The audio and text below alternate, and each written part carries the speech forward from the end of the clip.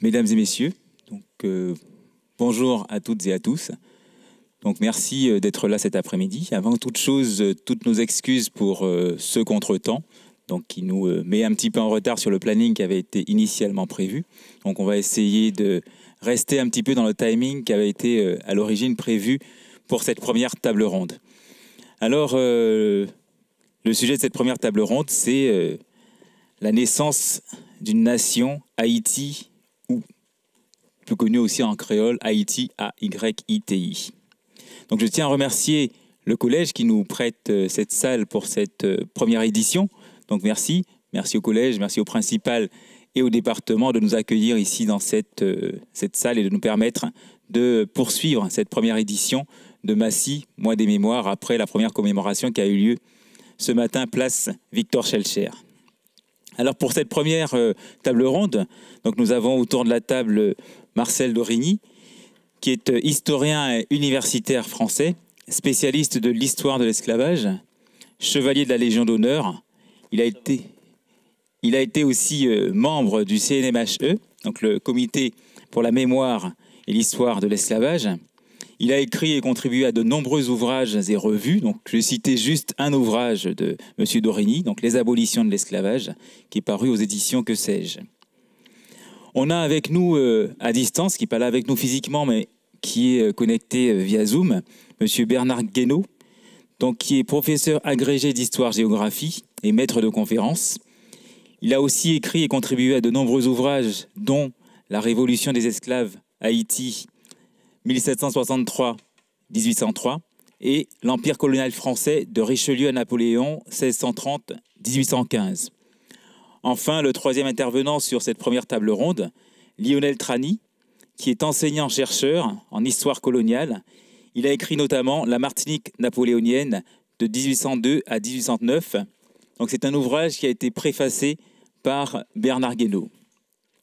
Donc, en complément de ces présentations, je passerai la parole à notre premier intervenant, M. Marcel Dorigny, donc qui va vous donner... le premier intervenant, Bernard Guénaud, donc qui va vous donner une première approche sur cette thématique, la naissance d'une nation, Haïti. Bernard Guénaud, c'est à vous.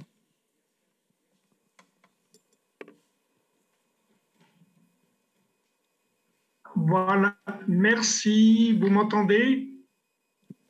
Oui, nous t'entendons. Parfait. Alors, bonjour à tous. Et donc, merci au CIFORDOM pour l'organisation de cet après-midi, de cette rencontre. Je vais parler de la proclamation d'abolition de l'esclavage de 1793 à Saint-Domingue, l'ancienne colonie française donc de Saint-Domingue, pour souligner à la fois l'originalité, la nature profondément originale de ce qu'est ce décret d'abolition, cette proclamation d'abolition de l'esclavage, le contexte dans lequel elle a été, on a été amené à la prendre, et puis en même temps les conséquences directes, les problématiques autour de l'application de cette proclamation. Alors, il faudrait rappeler peut-être pour la clarté de l'exposition ce qu'est une abolition proprement dite. L'abolition est différente de l'affranchissement pour la sortie de l'esclavage. L'affranchissement, il peut être individuel ou il peut être collectif. L'affranchissement individuel, en général, entre le maître et un esclave qui affranchit son esclave, c'est un acte juridique par lequel donc le maître rend la liberté à son ancien esclave en passant en général un contrat, un acte notarié, donc un contrat devant notaire. L'affranchissement collectif, la plupart du temps, il est lié à la question du marronnage. Le marronnage, c'est donc la fuite des esclaves, une fuite collective dans ce cas-là, d'un groupe d'esclaves qui a quitté l'habitation, qui a quitté la plantation pour donc mener une existence, une résistance, une existence libre en dehors de la plantation. La plupart du temps, les marrons, les esclaves marrons, donc, qui avaient pris la fuite, passaient des traités avec les autorités coloniales, traités par lesquels ils demandaient à ce qu'on reconnaisse leur affranchissement, et en échange de quoi, donc, ils s'engageaient très souvent à organiser le retour des fugitifs sur les habitations. Les actes d'affranchissement que je viens, soit par le contrat, soit par les traités, sont en fait très différents des abolitions. L'abolition, à l'époque, donc à la fin du XVIIIe siècle, pouvait prendre deux formes. La première forme, c'était celle qui était prévue par les militants de la cause abolitionniste, c'est-à-dire ceux qu'on appelait les Amis des Noirs. À ce moment-là, les philanthropes aussi, qui était le nom qu'on leur donnait. Et l'abolition qui a été prévue était une abolition, la sortie de l'esclavage était une abolition certes générale, qui ne concernait pas donc un groupe ou un individu, mais qui concernait l'ensemble du système. Mais cette abolition, elle était graduelle, c'est-à-dire que les esclaves, les anciens esclaves, donc, n'accédaient à la pleine liberté qu'au bout de quelques années, voire quelques dizaines d'années. Une sorte d'apprentissage de la liberté par lesquels on organisait progressivement donc, la sortie de l'esclavage, soit en leur concédant des terres, soit en leur garantissant un statut qui était un statut de citoyen de seconde zone, enfin bref, il y avait diverses modalités. Mais la plupart du temps, donc, cette abolition prévue par les militants de la cause abolitionniste était une abolition à terme, une abolition graduelle, ce n'était pas une abolition immédiate. La profonde originalité de ce qui va se passer à Saint-Domingue, c'est qu'on va avoir une abolition immédiate, et c'est aussi la grande singularité, précisément, de cette proclamation d'abolition qui va être faite en 1793. Alors, deuxième temps, quels sont les protagonistes de cet acte d'abolition? Il y a tout d'abord les différents acteurs que l'on va avoir en cause dans cette période. Il y a tout d'abord les commissaires civils, Léger, Félicité, Sontonax et Étienne Polverel, les principaux commissaires civils. Donc le troisième ayant disparu entre-temps, il est rentré en France parce qu'il était un peu affolé par le contexte extrêmement violent de ce qui se passait donc dans la colonie. Donc Sontonax, Polverel sont envoyés par l'Assemblée législative, par le pouvoir législatif métropolitain, pour appliquer un décret, non pas pour abolir l'esclavage, pas du tout, mais pour rétablir l'ordre d'abord, après les troubles très profonds qui avaient secoué la colonie, et pour faire appliquer un décret qui est un décret d'égalité entre les libres de toutes les couleurs, c'est-à-dire la loi du 4 avril 1792, qui était une loi d'égalité entre les libres de couleur et les blancs, les maîtres blancs. Donc, une sorte d'égalité de toutes les personnes libres dans la colonie. Voilà la mission qui était confiée à ces deux commissaires civils, en 1780, ils sont arrivés donc à la fin de l'année 1792. Deuxième protagoniste, le pouvoir colonial. Le pouvoir colonial, c'est le gouverneur qui est à la tête de la colonie, qui est un militaire, comme la plupart du temps, et qui est en même temps propriétaire à Saint-Domingue, qui s'appelle le général Galbaud. Et le général Galbaud, bien que ayant une réputation de patriote, Galbaud va être entouré de colons qui vont lui suggérer de résister aux mesures qui sont envisagées par les commissaires civils. Donc Galbaud qui va être l'adversaire des commissaires civils. Troisième protagoniste, la commission intermédiaire.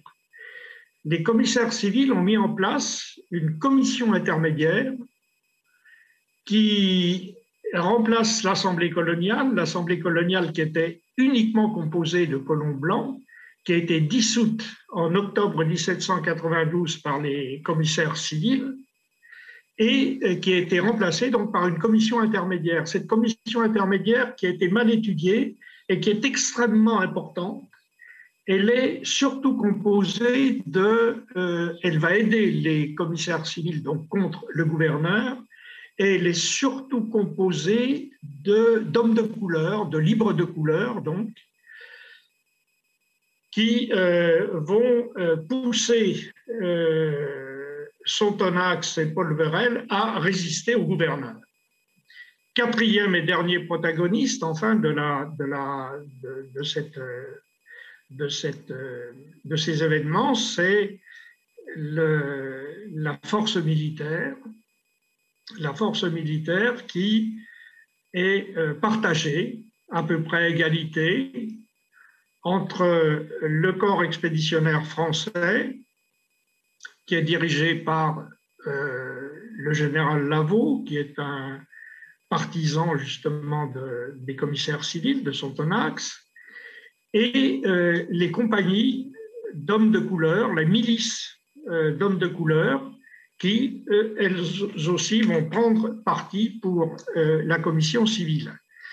Alors, face à ces forces qui sont du côté des commissaires, et de façon à peu près partagée, on a les marins de la rade de la ville du Cap, et à côté des marins, il y a également le régiment du Cap, et aussi bien les marins que le régiment du Cap sont très hostiles aux hommes de couleur, et en particulier ce qui va mettre le feu aux poudres, c'est quand Sonthonax va essayer de mettre dans les régiments du Cap, va essayer de placer quelques officiers de couleur dans le régiment du Cap, et ce régiment du Cap va se mutiner et va refuser absolument à ce que des grades d'officiers en particulier, soient accordés aux hommes de couleur. Donc vous voyez les quatre protagonistes que l'on trouve dans cette conjoncture.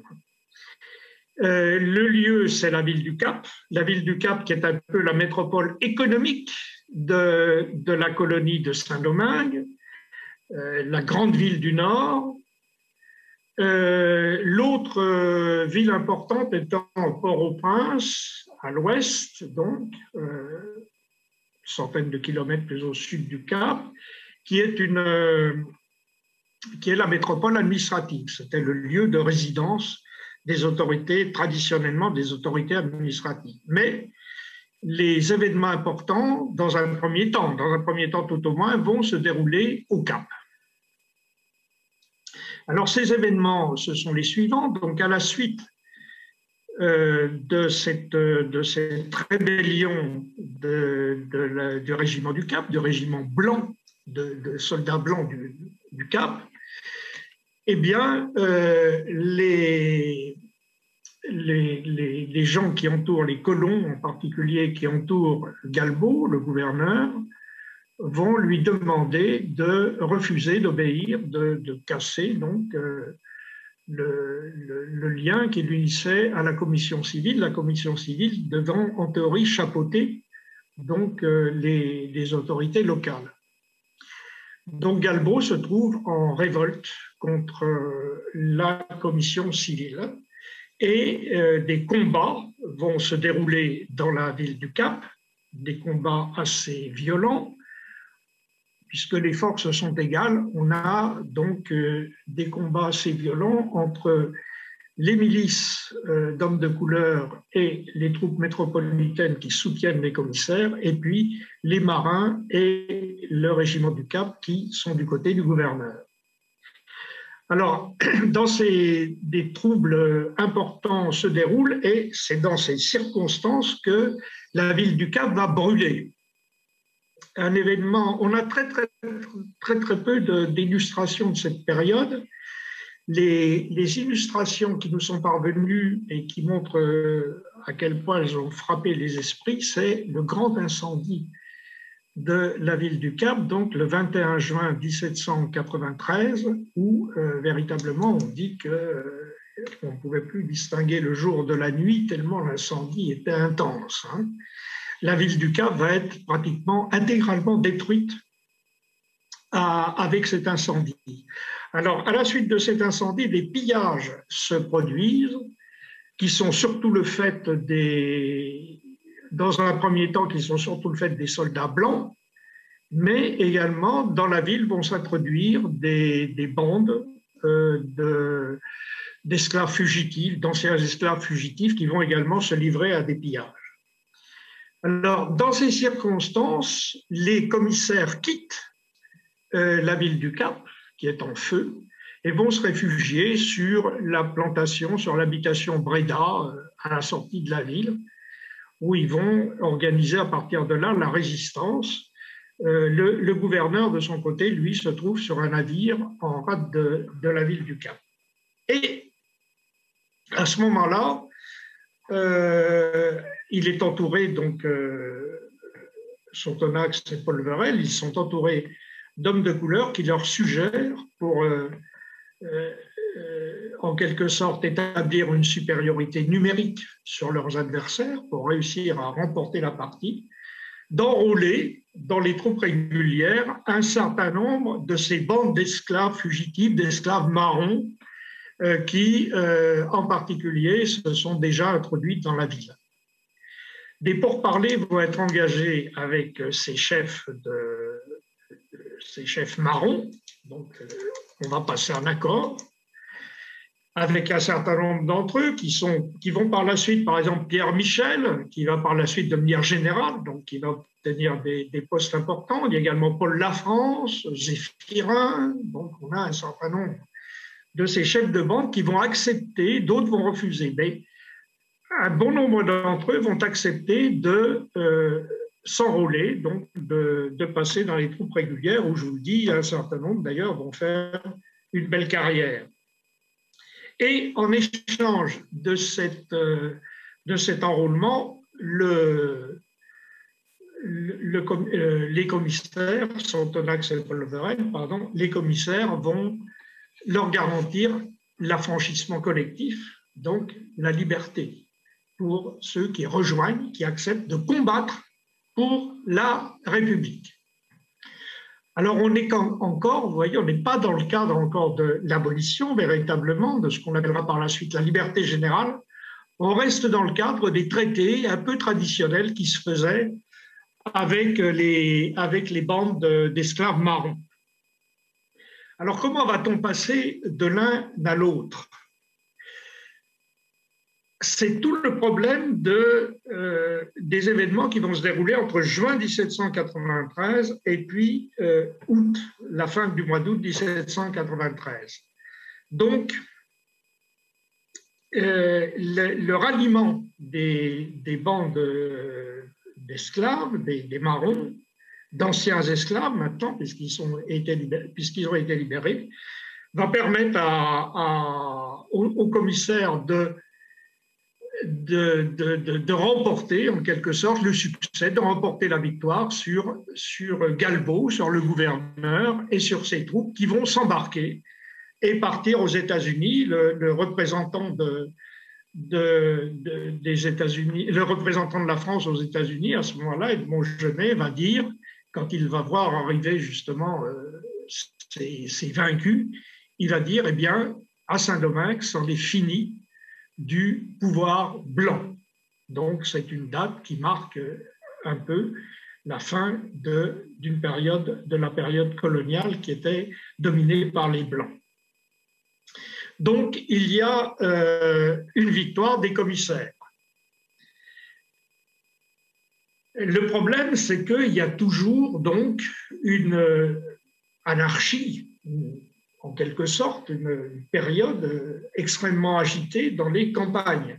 Alors, je tiens à faire remarquer à ce moment-là que Toussaint Louverture, il est totalement absent de ces événements. Il le sera d'ailleurs jusqu'au bout, puisque à ce moment-là, Toussaint Louverture, qui a rejoint des groupes d'insurgés sous la direction de Jean-François et de Biassou, deux chefs noirs, insurgés, Toussaint Louverture, donc qui a rejoint ces groupes, va se rallier à l'Espagne. Il est au service à ce moment-là de l'Espagne, donc il est contre la République française qui est en guerre avec l'Espagne. Donc il n'a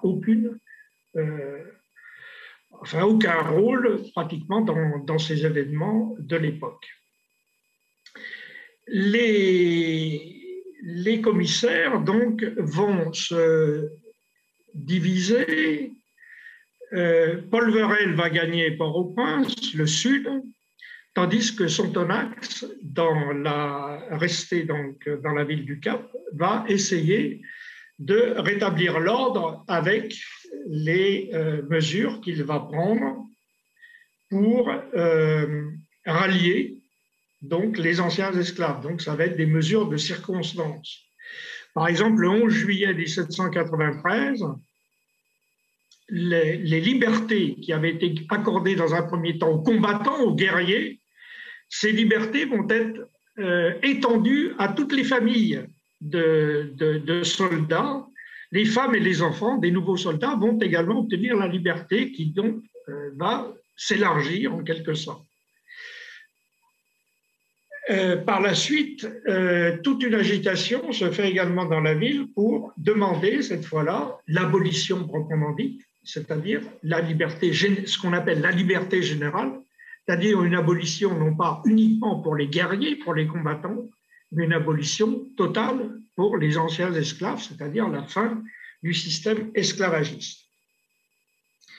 Alors, cette extension, cette demande d'extension se fait par le biais classique dans cette période révolutionnaire des pétitions, en particulier une pétition qui porte 800 signatures est déposée sur l'autel de la Patrie, donc sur le champ de Mars du Cap, et réclame la liberté générale le 24 août 1793. Alors, Sontonax, qui reçoit la pétition, dit, eh bien, dans 4 jours, je ferai une proclamation solennelle pour répondre à votre demande.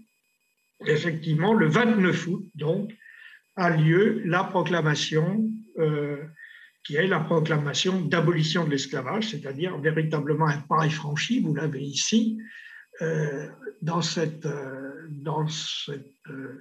mesure. D'ailleurs, le texte a été écrit, c'est important aussi, en français et en créole. Les créolisants, d'ailleurs, considèrent que ce texte est tout à fait important parce qu'il est en quelque sorte une matrice fondatrice de la langue créole, puisqu'il fixe sur le papier, par écrit, donc, l'état de la langue créole telle qu'elle existait à cette époque. C'était un document qui est très, très rare. Donc, la proclamation est la Déclaration des droits de l'homme et du citoyen sera imprimée, publiée, affichée partout où besoin sera, à la diligence des municipalités dans les villes et bourgs et des commandants militaires dans les camps et postes. Tous les nègres et sans mêler donc les métis, actuellement dans l'esclavage, sont déclarés libres pour jouir de tous les droits attachés à la qualité de citoyens français. Donc, vous voyez, c'est l'abolition immédiate, c'est-à-dire qu'on passe de l'état d'esclave à l'état de citoyen immédiatement. Par contre, ils seront astreints au travail sur leurs anciennes habitations qu'ils ne peuvent quitter sans l'aval des autorités. Ça, c'est une disposition extrêmement importante que je vais développer un petit peu si j'ai le temps. Alors, on partage, ce qui était prévu comme application pratique, c'était qu'on partageait un peu les produits du travail sur les plantations, on les partageait en 3. Un tiers était réservé aux propriétaires du revenu, un tiers, on les partageait en 4, excusez-moi, oui, dans un premier temps, ce qui était prévu, c'était un quart aux propriétaires, un quart pour l'investissement, pour le renouvellement du matériel, etc., etc. C'est important aussi parce qu'on prévoyait, pour remplacer le travail uniquement manuel, de remplacer par un travail plus mécanique en quelque sorte, donc investissement, les charrues, enfin bon, tout un tas de choses. Et un quart était destiné à la République, comme on disait, c'est-à-dire aux impôts, à l'État, et le dernier quart, c'était les salaires, donc qui étaient versés aux anciens esclaves qui devenaient des cultivateurs, avec la réserve que les femmes il y avait déjà des inégalités de salaire, puisqu'on prévoyait que les femmes seraient payées seulement 2/3 du salaire des hommes.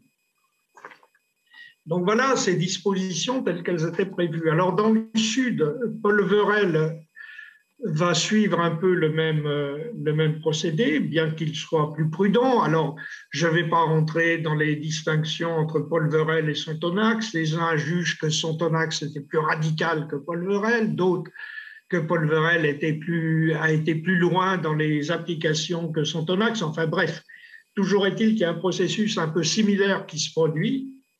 Et le 27 août, donc, Paul Verel va déclarer que tous les Africains et descendants d'Africains qui retourneront sur les habitations sur lesquelles ils avaient travaillé, les habitations vacantes, eh bien, obtiendront la liberté.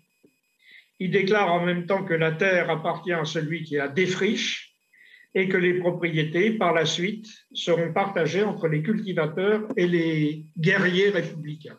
Voilà en quoi la déclaration dans les applications de Paul Verel allait plus loin que la proclamation de Sonthonax.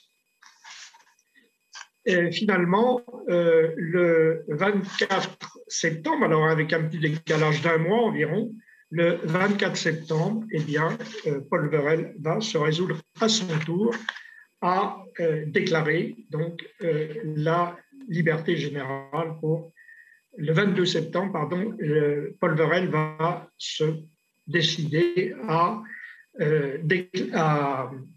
proclamer la liberté générale pour tous les esclaves de la partie de l'Ouest et du Sud. Il déclare citoyens français tous les hommes qui étaient auparavant sous le joug esclavagiste. En même temps, Port-au-Prince devient port républicain et dans toutes les localités, on va ouvrir des registres pour la signature de l'acte d'émancipation, acte qui devait porter la signature et du maître et de l'esclave, de l'ancien esclave. Donc, dans les quelques 5 minutes qui me restent, là, quelles sont les applications pratiques? Les applications pratiques, c'est ce qu'il était prévu, donc, une sorte de régime à 2 vitesses. Les soldats qui étaient émancipés étaient pleinement émancipés, donc devenaient pleinement citoyens en quelque sorte. Par contre, les cultivateurs, c'est-à-dire les anciens esclaves, les nouveaux libres, comme on disait, ceux qui étaient auparavant sur les habitations, sur les plantations, eh bien, devaient rester sur leurs plantations dans le cadre de l'économie générale, donc de la poursuite de l'économie coloniale.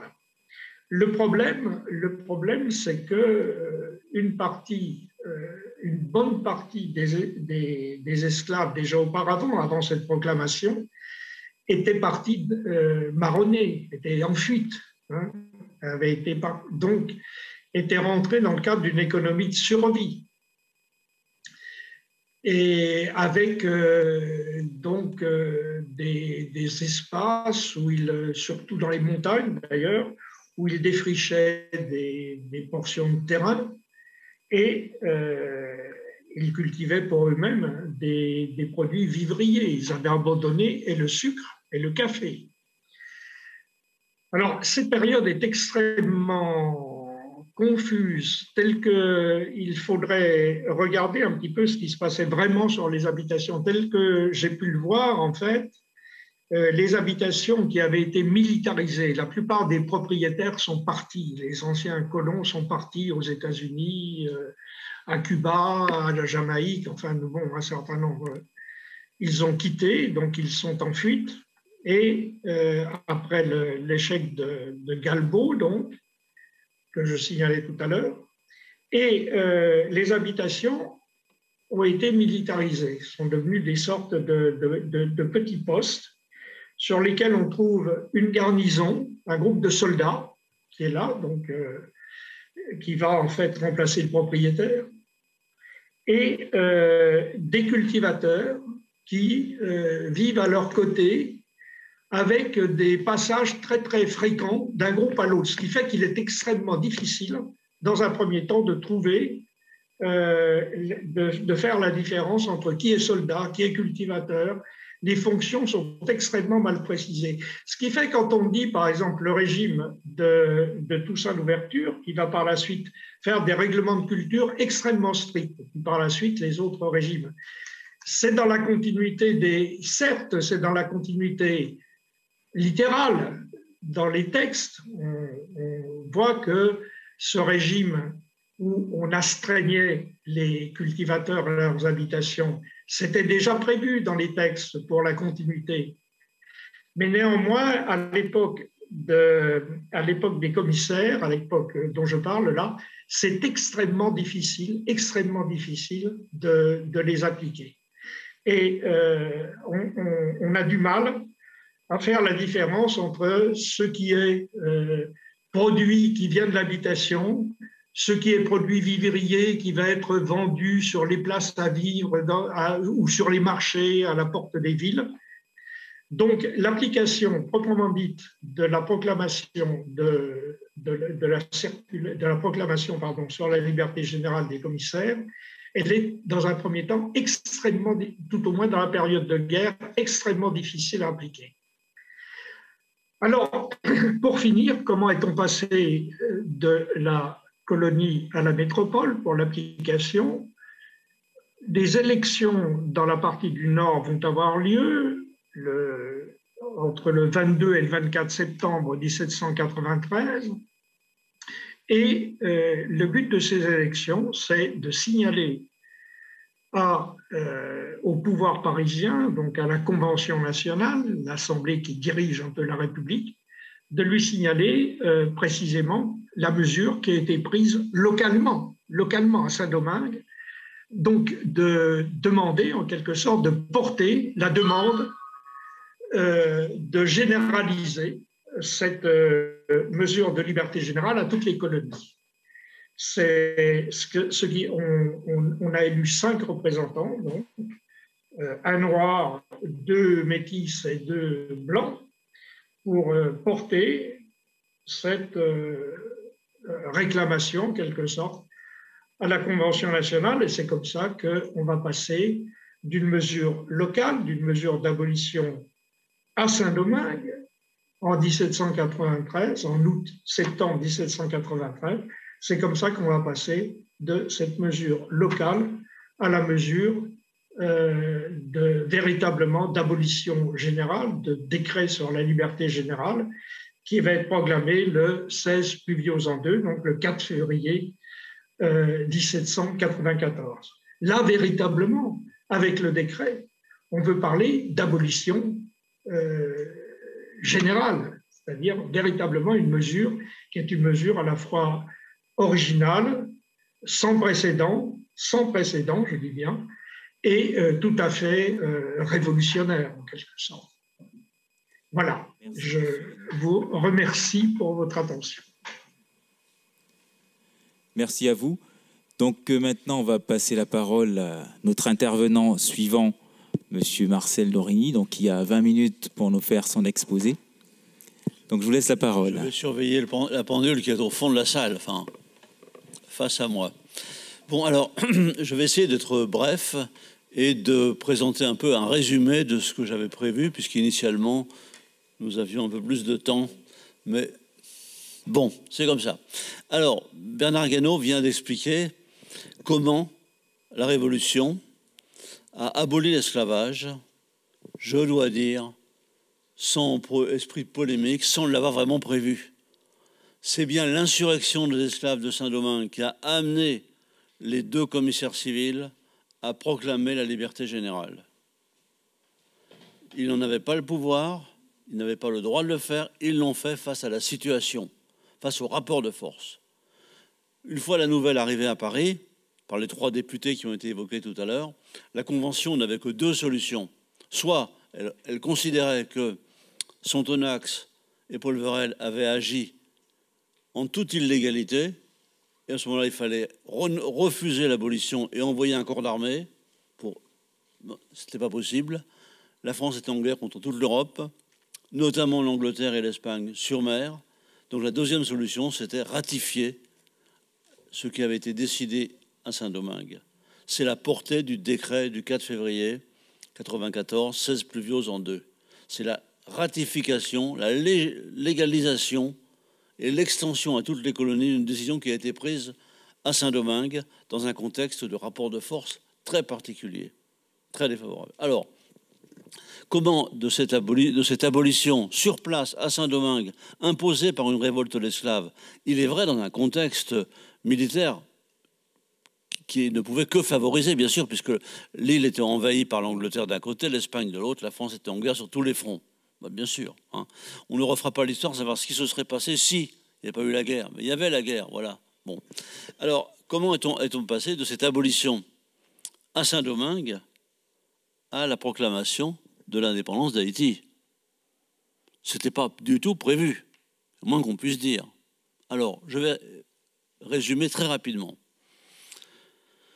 Quand Bonaparte arrive au pouvoir, donc le fameux coup d'État du 18 Brumaire, quelle est la situation des colonies? Je rappellerai 2 points. 1, l'esclavage est aboli partout, légalement. En réalité, en Martinique et dans l'océan Indien, on n'a pas aboli. Grâce aux Anglais en Martinique qui occupent l'île, et dans l'océan Indien, grâce aux milliers de kilomètres et au refus des colons d'appliquer de la loi. Mais ailleurs, c'est aboli. Deuxième héritage de la Révolution, extrêmement important que l'on oublie souvent. Dans la Constitution républicaine de 1795, Constitution dite de l'an 3, les colonies sont transformées en départements, avec le même statut juridique, le même statut constitutionnel que n'importe quel autre département français. Même statut pour le territoire, même statut pour les personnes. Ce qui veut dire qu'il est impossible de rétablir l'esclavage dans les colonies, faute de quoi on peut le rétablir dans n'importe quel département français. C'est un barrage juridique. Bonaparte, arrivant au pouvoir, va faire sauter immédiatement le barrage.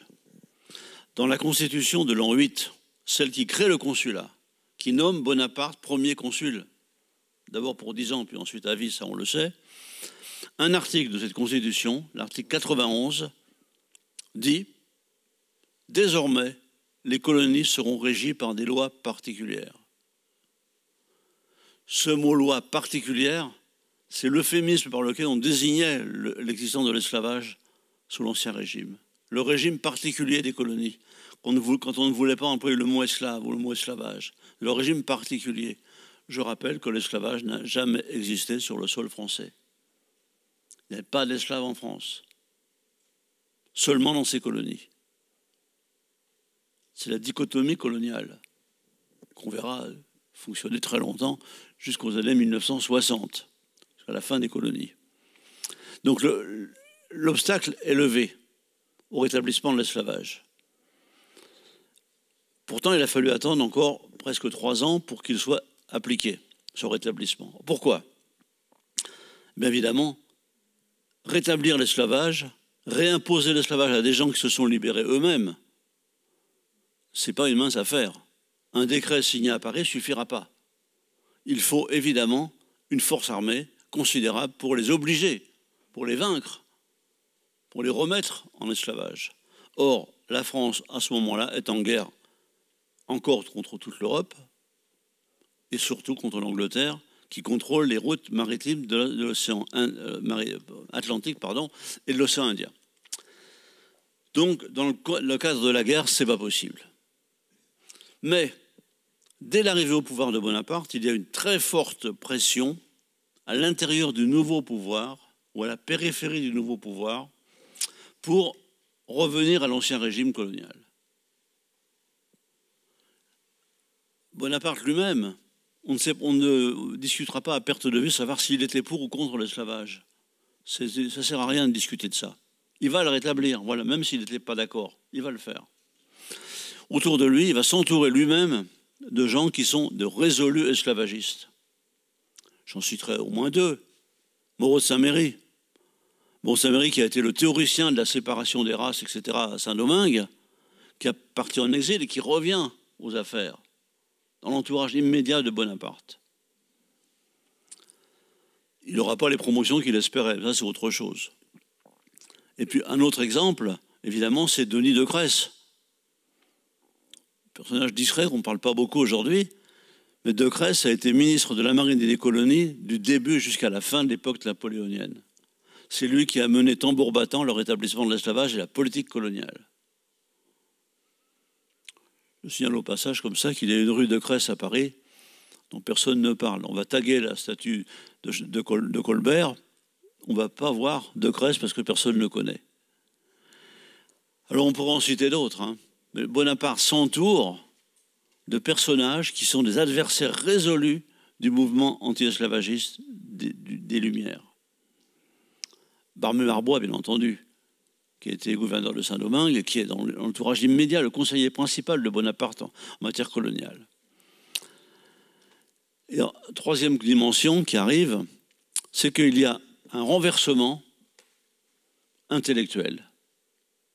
La pensée dominante du siècle des Lumières, portée par les grands philosophes, bien sûr Diderot, Raynal, Voltaire, avec la complexité de Voltaire, Rousseau et bien d'autres, Helvétius, condamnait l'esclavage, avec des variantes, mais condamnait l'esclavage, et préconisait l'unité de l'espèce humaine. Je renverrai au fameux texte de Condorcet, expliquant que les hommes sont les mêmes partout, toutes les civilisations sont différentes, mais les êtres humains sont les mêmes. Et bien là, un courant inverse apparaît, et c'est le début de la théorie de la hiérarchisation des races. J'ai vu ici, quelque part, sur un tableau là-bas, à droite là, la fameuse planche de Viret, Joseph Emmanuel Viret, qui en 1801, la planche est là-bas, je la vois d'ici, publie un ouvrage, Histoire naturelle du genre humain. Dans cet ouvrage, Viret publie cette fameuse planche de la hiérarchie de l'espèce humaine, où tout en haut, il y a un buste d'Apollon blanc, et tout en bas, un singe. Et entre les deux, le noir.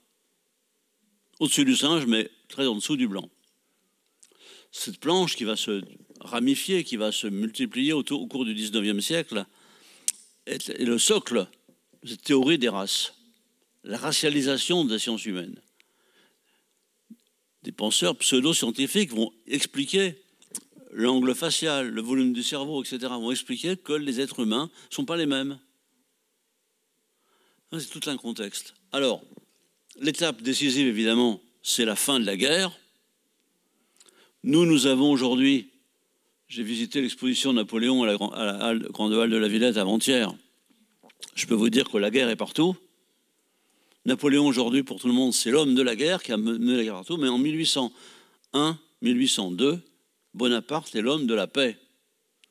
Puisque pour la première fois depuis 10 ans, la guerre avait commencé en 92, il rétablit la paix en Europe. Il impose sa paix à lui. Toutes les puissances européennes ont capitulé. Reste l'Angleterre, qui va suivre en 2 étapes. Les préliminaires de Londres en octobre 1801 et la paix d'Amiens en mars 1802. Bonaparte, en 1802, est le restaurateur de la paix. Nous, ça nous fait bondir, hein, parce que c'est l'homme de la guerre partout, hein, jusqu'à Moscou, il a fait la guerre, en Espagne, etc., partout. Bon. En 1802, ce n'est pas le cas. Il a rétabli la paix après 10 ans de guerre. Il a un prestige immense en France et en Europe. Il a profité évidemment du rétablissement de la paix pour lancer l'expédition navale, pour aller rétablir l'ordre colonial, l'autorité de la France et l'ordre esclavagiste dans les colonies. Je ne vais pas entrer dans les détails, mais il va se heurter évidemment. C'est l'expédition commandée par Emmanuel Leclerc, général Leclerc, son propre beau-frère, je rappelle, hein, c'est au plus haut niveau de l'État. Hein. C'est le beau-frère de Bonaparte qui commande l'expédition qui part à Saint-Domingue. C'est le mari de la jeune Pauline, la petite sœur. L'expédition Leclerc part aussitôt à la signature des préliminaires de Londres. Car on savait évidemment qu'à Saint-Domingue, ce ne serait pas une mince affaire. Leclerc a-t-il pour mission de rétablir l'esclavage? Lui dira toujours que non, enfin toujours jusqu'à sa mort de la fièvre jaune. Hein. En réalité, nous avons les instructions secrètes que le ministre Decrès avait envoyées à Leclerc, lui expliquant comment il fallait faire. Et Decrès lui dit, je cite de mémoire, « Ne parlez pas d'esclavage, ce mot qui a fait couler tant de sang. Remettez les Noirs dans l'obéissance, remettez-les au travail, remettez-les dans la soumission de leur maître, et dans un deuxième temps, quand ils auront compris que c'est leur intérêt, vous pourrez rétablir nominalement l'esclavage. » Donc c'est dans cette voie que l'on s'oriente. Évidemment, ce qui va complètement percuter cette affaire, c'est que en même temps, Bonaparte, dès la paix d'Amiens, envoie un corps expéditionnaire en Guadeloupe pour rétablir l'esclavage en Guadeloupe. Et là, la guerre a été fulgurante, hein, puisque à la fin du mois de mai, ça a été cité ce matin, le texte de Grèce du 10 mai a été cité ce matin par plusieurs orateurs d'ailleurs, hein, à la cérémonie de vente Toussaint Louverture. Une fois Delgrès vaincu, mort, dans l'explosion de la forteresse Samatouma, Decrès va rétablir, Richepanse va rétablir l'esclavage en Guadeloupe le 16 juillet 1802, et nous avons une lettre de Leclerc à Bonaparte, à son beau-frère, hein, la lumière, où Leclerc écrit à Bonaparte, il dit, pour nous, à Saint-Domingue, l'arrêté du général Richepanse en Guadeloupe est une catastrophe. Donc le rétablissement de l'esclavage est une catastrophe. Il va rallumer la guerre des races et nous ne pouvons pas la gagner. Donc Leclerc est conscient. Ça ne suffira pas. Il va être emporté par la fièvre jaune. Alors, quelle est la position des anciens esclaves, des nouveaux libres, comme on disait encore à l'époque? Alors c'est évidemment l'apparition, là on était devant la statue ce matin de Toussaint Louverture, c'est la politique de Toussaint Louverture qu'il faut absolument rappeler. Je ne fais pas l'itinéraire de son trajet jusqu'à son arrivée au sommet du pouvoir, donc en 96, puis 97, mais quelle est sa politique? Alors d'abord, Bernard Ganaud l'a rappelé tout à l'heure à propos de l'arrêté, la proclamation de Sontonax, la liberté générale, l'abolition de l'esclavage ne signifie pas la fin du système de plantation, ne signifie pas, en quelque sorte, le désordre. Sontonax avait dit aux soldats, aux esclaves, dans son fameux discours du 29 août, « En France, tout le monde est libre, tout le monde travaille. La République vous a fait libre, vous allez travailler. » Et c'est le règlement de culture qui assigne au travail. Bon. Toussaint Louverture va reprendre cette politique systématiquement. Renforcer le système de plantation, renforcer les possibilités d'exportation et le travail obligatoire sur les plantations. Vous êtes libre, mais vous travaillez. Le régime politique. J'ai cité tout à l'heure l'article 91 de la Constitution de l'an 8, qui prévoit que les colonies seront régies par des lois particulières. Dans l'esprit de Bonaparte, c'est très clair, les lois particulières, elles seront faites à Paris et appliquées dans les colonies. Toussaint va interpréter autrement. Il va dire des lois particulières, bah, très bien, nous allons la faire. Et il promulgue, au début du mois de juillet 1801, une constitution de la colonie de Saint-Domingue. Et il envoie une lettre à Bonaparte avec la constitution pour lui dire, citoyen premier consul, dans votre grande sagesse, vous avez prévu des lois particulières pour les colonies, eh bien voilà, nous l'avons faite, la voilà. Cette constitution, en fait, alors qu'est-ce qu'une colonie qui se donne sa propre constitution? C'est plus tout à fait une colonie. C'est comme ça qu'on va la lire à Paris. C'est une volonté, au moins d'autonomie, voire peut-être d'indépendance. Premier pas vers une rupture politique. Deux autres décisions de Toussaint Louverture vont aller dans le même sens. Toussaint signe un traité de commerce avec les États-Unis et avec l'Angleterre.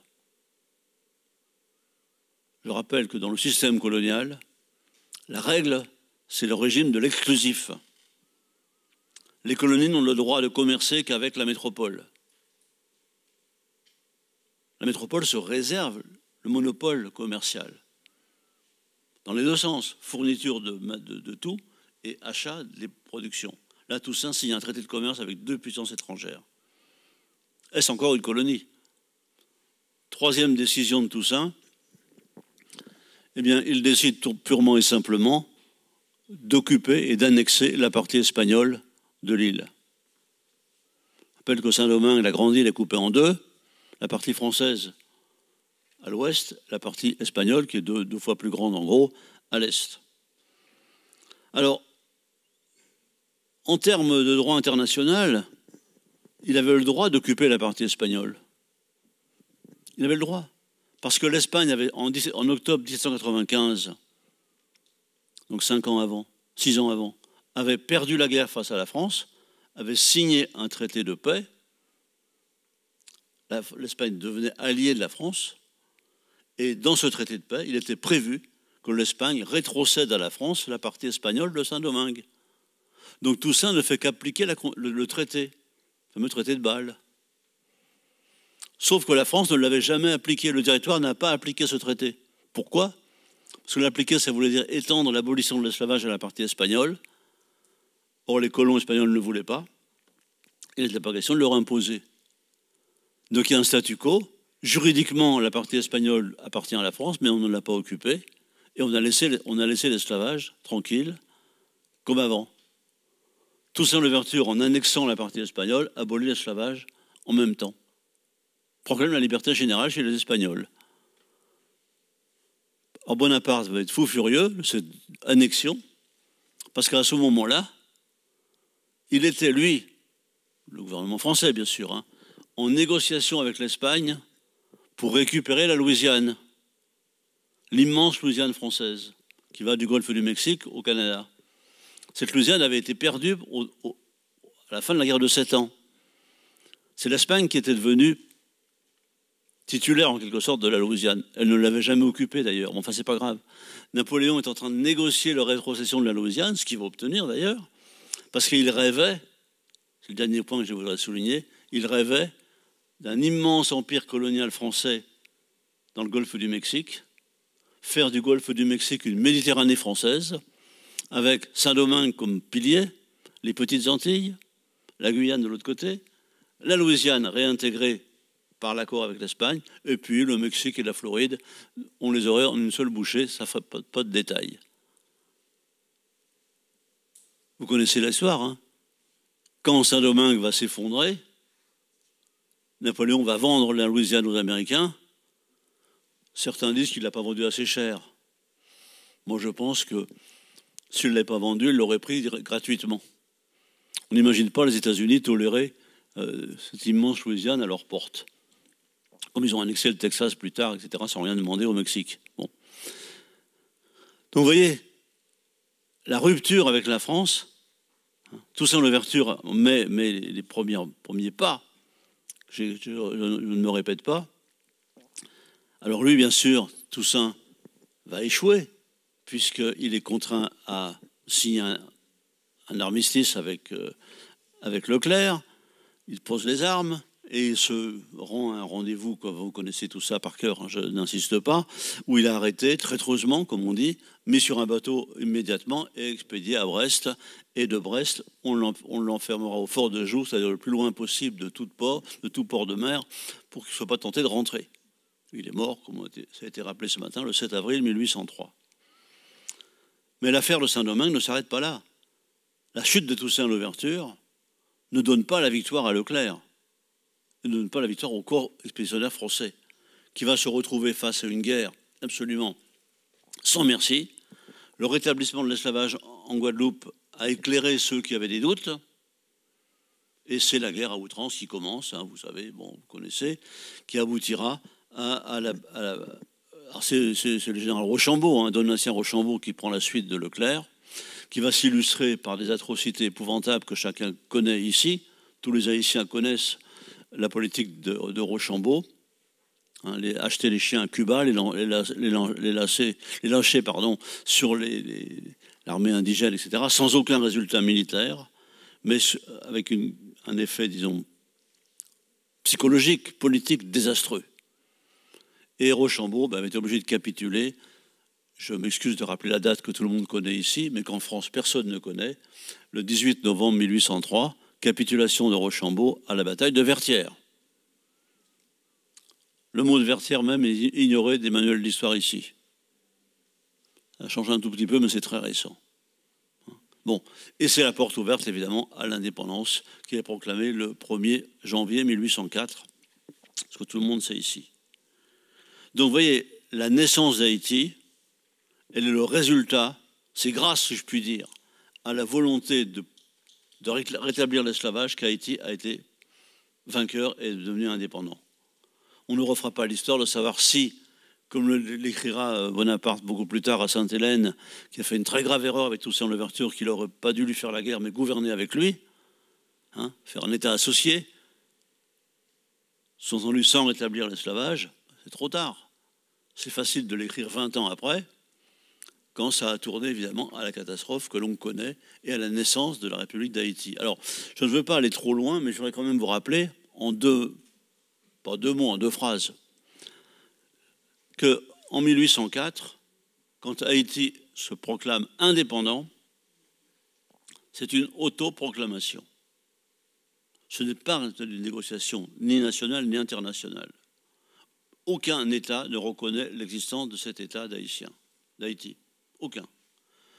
En 1815, au Congrès de Vienne, les puissances réunies à Vienne vont solennellement adopter un article disant que reconnaissant les droits de la France sur Saint-Domingue. Le droit de la France sur Saint-Domingue. C'est une colonie rebelle. Si la France veut y retourner, elle a le droit. Le peut, ça c'est autre chose. Elle a le droit. Donc la reconnaissance diplomatique d'Haïti va être un parcours très long, sinueux, et qui n'aboutira que par l'ordonnance de Charles X du 17 avril 1825, reconnaissance d'une indépendance conditionnelle d'Haïti, puisqu'elle est soumise au paiement d'une indemnité de 150 millions de francs or destinée à rembourser les biens immobiliers des colons qui ont laissé leur propriété à Saint-Domingue et qui sont partis en exil. C'est la fameuse dette de l'indépendance de 1825. Je ne vais pas faire son histoire ici, mais entre 1815 et 1825, il y a eu beaucoup de négociations entre la France et Haïti qui aboutissent finalement à la reconnaissance moyennant une indemnité. Une affaire qui n'a pas fini de faire parler d'elle, puisque jusqu'à aujourd'hui, cette indemnité de 1825 est l'objet de grands débats, de grandes discussions. Et je vous informe que très récemment, le rapport manuscrit de la mission du baron Macao, qui a été porté l'ordonnance de Charles X à Port-au-Prince, a été retrouvé et qu'on s'apprête à publier intégralement bientôt ce rapport qui éclairera non pas le fond de l'affaire mais la forme. Comment ça a été reçu, comment négocier.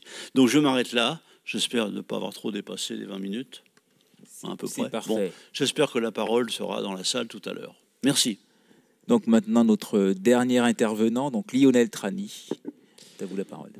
Merci, bonjour à tous et à toutes. Donc moi je vais vraiment revenir aussi sur, parce que Bernard et Marcel l'ont trop bien expliqué, et puis on pourra revenir avec des questions beaucoup plus précises pour un petit peu étayer le débat, justement sur l'impact de cette indépendance. Il faut bien comprendre que nous sommes dans un contexte, et Marcel l'a très bien dit, il y a un changement dans la mentalité, qu'elle soit en métropole ou bien dans les colonies, et lorsqu'il va y avoir cet événement dramatique pour le monde colonial, qui ne va pas toucher que la France finalement, parce que dans les colonies caribéennes, il va y avoir en effet une méfiance, même avec les Anglais, parce que je rappelle que Rochambeau signe sa réédition non pas face à l'armée indigène de Dessalines, mais en fait aux Anglais, ce qui permet l'évacuation des troupes françaises qui restent à ce moment-là bloquées au Cap. C'est pour ça aussi que la reconnaissance d'Haïti, comme tu l'as dit, est une autoproclamation tout simplement. Alors, revenons un petit peu dans le contexte. Lorsque Haïti va naître, en réalité, en fait, on est déjà au courant de ce qui se passe sur l'expédition de Leclerc à Saint-Domingue. On a des correspondances entre les capitaines généraux des colonies françaises. Et donc, ici, je vous ai entouré les différents espaces qui vont recenser une menace haïtienne. Pourquoi une menace haïtienne ? Parce que dans les journaux qui sont publiés, notamment dans les journaux américains, qui circulent beaucoup sur les navires, on va avoir cette proclamation du 28 avril 1805 par l'empereur de Salines aux habitants d'Haïti, mais qui va être publiée finalement dans les journaux américains.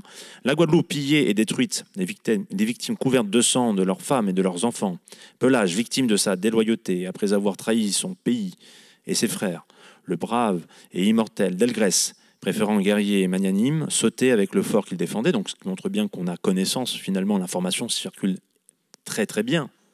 Alors, des fois, elle va circuler avec la rumeur, mais les événements tragiques souvent sont assez bien connus.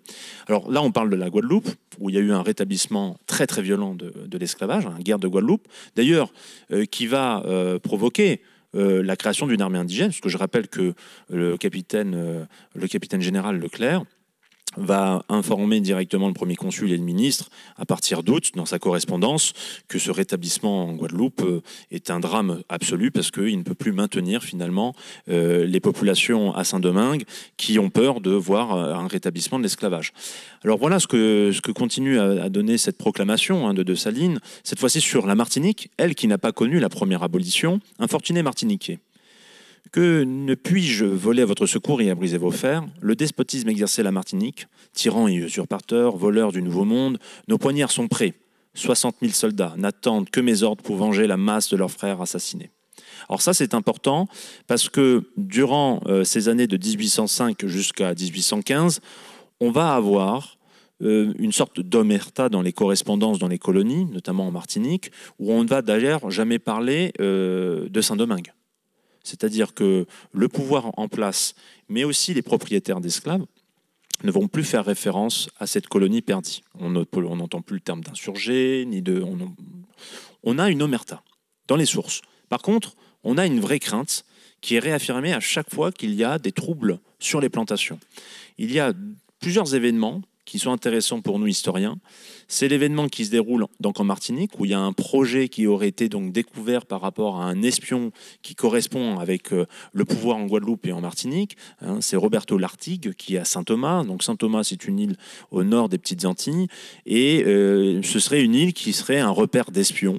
Et donc il y aurait donc des espions haïtiens qui seraient là pour armer les navires, pour diffuser justement un discours révolutionnaire pour le coup, de libération.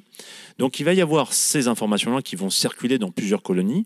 Donc nous avons retrouvé quelques documents évidemment en Guadeloupe et en Martinique. Alors ici, ce qui est intéressant, c'est de voir que le capitaine général de la Martinique, Villaret-Joyeuse, profondément esclavagiste, va prendre très au sérieux cette menace et va utiliser sur place un outil un outil qui était déjà utilisé à ce moment-là en France métropolitaine, le tribunal spécial, qui va être établi dans les différentes colonies françaises de l'époque, notamment Guadeloupe, Martinique. Alors le tribunal spécial, en fait, va être renforcé, va être accéléré pour répondre à une crainte qui, je vais qualifier d'imaginaire. Pourquoi? Parce qu'en réalité, c'est le seul document qui nous parle d'une menace haïtienne sur la Martinique. Pourquoi on est en train... Alors, il y avait déjà Léo Elisabeth qui avait développé toutes ces idées-là il y a une dizaine d'années. Pourquoi, en fait, ça serait plutôt une rumeur qu'une véritable menace haïtienne?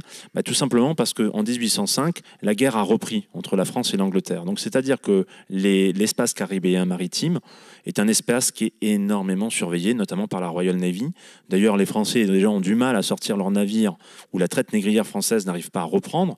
Parce que je rappelle qu'en Martinique, on réclame 30 000 têtes de nègres, c'est des mots qu'on utilisait à l'époque, pour relancer la plantation de sucre.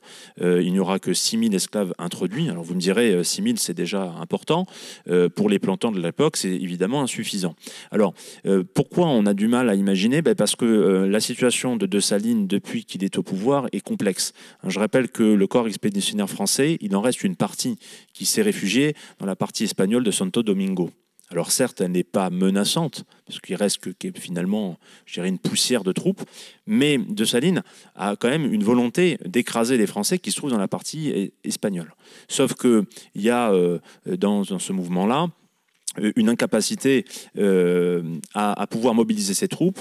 Dessalines craint également que les Français, en 1805, parce que vous avez l'amiral Villeneuve qui va à ce moment-là croiser aux Antilles pour faire une diversion, pour amener les Anglais, notamment Nelson, aux Antilles, dans la bataille de Trafalgar. Il craint en fait que les Français soient déjà déterminés à reconquérir cette île. Bon, en réalité, il n'y avait pas de consigne précise, même si Denis Degresse, le ministre des colonies, avait estimé qu'il pouvait y avoir des renforts supplémentaires pour la partie espagnole, qui d'ailleurs ne vont jamais arriver. Donc il y avait une incapacité déjà de l'État haïtien à pouvoir armer des navires. D'ailleurs, ils sont à peine une dizaine de navires de guerre en fait en Haïti qui permettent au moins de sécuriser l'accès à Port-au-Prince, Jacmel ou Cap-Haïtien. Donc il faut bien imaginer que le plus important d'abord pour Dessalines était de renforcer son pouvoir. D'ailleurs, en 1806, il sera lui-même renversé avec des divisions internes qui vont toucher le pouvoir militaire. Donc on voit bien que les premières années de l'État haïtien ils sont compliquées. Parce que géopolitiquement, il est isolé, même s'il y a une intrusion d'armes par les États-Unis et l'Angleterre. On voit bien que malgré tout, ces mêmes pays sont quand même très très réticent à quand même faire des échanges diplomatiques avec cette nation qui est une nouvelle nation. Je rappelle qu'il y a quand même, les Anglais ont très peur qu'en Jamaïque il y ait des heurts. Alors pourquoi je vous parlais tout à l'heure de ces espaces-là? Donc en Martinique, il y a un projet qui aurait été donc dévoilé. On n'a aucun nom finalement. On n'a pas non plus d'événements qui permettraient d'affirmer qu'il y a eu un projet mené par des émissaires de Dessalines dans les colonies. Par contre, c'est à la Trinidad. Là, la Trinidad, donc colonie anglaise depuis 1798, avec une forte communauté de colons français qui ont migré de Martinique, de Guadeloupe et de Saint-Domingue. Donc on peut dire que les esclaves sont francophones, ils parlent un créole donc français. Et donc là va être découvert en décembre 1805 un complot d'esclaves qui prendrait des chants révolutionnaires haïtiens. Alors, ce qui est intéressant, c'est que très rapidement, le pouvoir anglophone va tout simplement mater ce début de révolte, parce qu'en fait, il y avait un massacre, c'était de massacrer tous les colons blancs, en particulier français. Donc ça voudrait dire qu'en fait, c'était un projet qui visait uniquement les Français et non pas les colons anglophones ou hispanophones. Donc ça, c'est intéressant. Alors, ce qui est sûr, c'est que le problème sur cet événement de la Trinidad, c'est que pareil, nous n'avons pas beaucoup de sources. On n'a pas retrouvé des lettres de plainte des propriétaires. On n'a pas retrouvé également justement les documents juridiques de ces condamnations. Ce qui est sûr, c'est qu'il y a eu des condamnations et qu'elles ont été remontées en direction de la Martinique et de la Guadeloupe. Alors on est en 1805. En 1805, à ce moment-là, les colons, les gouverneurs anglais maintiennent quand même des informations entre les Français et les Anglais. C'est un paradoxe que je rappelle que la France est reparti en guerre avec l'Angleterre depuis 1803. Alors pourquoi? Parce que justement, il y a une solidarité qui apparaît durant cette période-là. En fait, Haïti fait naître ce qu'on appelle une psychose coloniale. Cette psychose, elle s'aperçoit, elle se matérialise notamment par ces documents iconographiques qui vont circuler dans le monde américain. Ici, vous avez ce qu'on appelle une caricature anonyme, le philanthrope révolutionnaire ou l'hécatombe à Haïti, 1807, qui a beaucoup circulé justement aux États-Unis, mais aussi dans le monde caribéen, où on voit justement donc ce qui serait donc Dessalines, sans doute, représenté avec des hommes non pas en uniforme, mais plutôt habillés comme des cultivateurs, avec les fameux blancs français qui sont restés. Parce que je rappelle que lorsque l'indépendance a été promulguée, il a été dit justement que les Français pouvaient rester sur place. Alors en fait, ça fait écho tout simplement aux massacres des Blancs qui sont connus parfaitement à l'époque, qui ont commencé février et qui sont arrêtés fin avril. Alors les massacres des Blancs a été ordonné en effet par Dessalines. Entre 3000 et 4000 personnes auraient été donc exterminées selon les mots de l'époque. Cet événement va avoir des échos évidemment encore plus négatifs sur la naissance de cette nation. Et donc on va avoir des productions qui vont apparaître durant toute cette période-là. La production de droite de Louis du Broca, et c'est une production qui va circuler cette fois-ci dans les colonies espagnoles, où là on voit directement Dessalines avec un sabre, le bicorne et autres, l'uniforme militaire, avec une tête d'une femme tranchée. Alors ces documents, évidemment, ont un but, c'est de déconstruire cette nation qui d'ailleurs n'est toujours pas reconnue, pour montrer que c'est une nation sauvage. Voilà ce qui se passe quand on donne la liberté aux esclaves. Donc ici, on est également dans la déconstruction de cette ancienne colonie française. Tout ça pour évidemment renforcer ce sentiment de peur. Donc ces documents, alors il y en a d'autres, là j'en ai sélectionné 2, il y en a d'autres qui sont encore plus, je dirais, brutaux, parce qu'il y en a même un seul, il y a une caricature où on voit une femme découpée en 1000 morceaux quasiment, qui va beaucoup circuler, qui va faire d'ailleurs beaucoup de bruit. Alors, pourquoi faire ces documents ? Évidemment, nous sommes dans une propagande coloniale et esclavagiste. Même si, à ce moment-là, l'Angleterre et les États-Unis vont signer des accords abolissant la traite négrière, néanmoins, elles renforcent leur système esclavagiste. La France, vous l'avez compris, on est dans une politique réactionnaire. Pécresse, ministre des colonies et de la marine, va continuer, lui, à vouloir renforcer le pouvoir colonial dans les colonies. Donc ici, vous avez ce qu'on appelle le tribunal spécial. Le tribunal spécial, c'est une juridiction qui va beaucoup fonctionner, notamment en Martinique. Et en Martinique, justement, elle est intéressante dans son fonctionnement parce qu'elle permet vraiment de montrer à quel point, en fait, dès qu'il y a un trouble sur une plantation, le maître est persuadé que c'est pour un massacre général. Mais sans mentionner à chaque fois la peur de Saint-Domingue. Mais on imagine bien qu'avec le contexte, avec les connaissances et les documents qui circulent, parce que nous sommes sur des espaces quand même de circulation, la peur, évidemment, a changé de camp. Ici, la particularité de ce tribunal spécial, c'est que vous allez avoir l'esclavage qui va passer devant un tribunal à la fois militaire et civil, qui regroupe le pouvoir militaire, mais le pouvoir également de la plantation. Il faut savoir qu'en Martinique, qui est une colonie qui est à ce moment-là réactionnaire, c'est-à-dire qu'elle a rejeté en bloc tous les éléments de la Révolution, il va y avoir également une critique de la part des colons, notamment en disant que cette justice n'est pas assez rapide. Et elle ne permet pas de comprendre ce que c'est la plantation. C'est-à-dire qu'en Martinique, il faut bien comprendre, on va également développer des idées de plus en plus violentes, par crainte d'être renversé, d'être massacré. Et donc, il va y avoir également une justice domaniale, donc ce qu'on appelle une justice privée, qui est normalement ne peut pas s'appliquer. D'ailleurs, elle s'oppose même au Code noir, parce que vous savez qu'au Code noir, finalement, le maître a des obligations, il ne peut pas tuer comme il le veut son esclave. Donc, ce qui est intéressant, c'est qu'on voit bien que dès qu'il y a des événements, des affaires d'empoisonnement, des assassinats de géreurs ou des assassinats entre esclaves, très rapidement, les planteurs agitent le bâton qu'il faut rapidement sévir, avec des morts qui sont souvent d'une brutalité sans nom.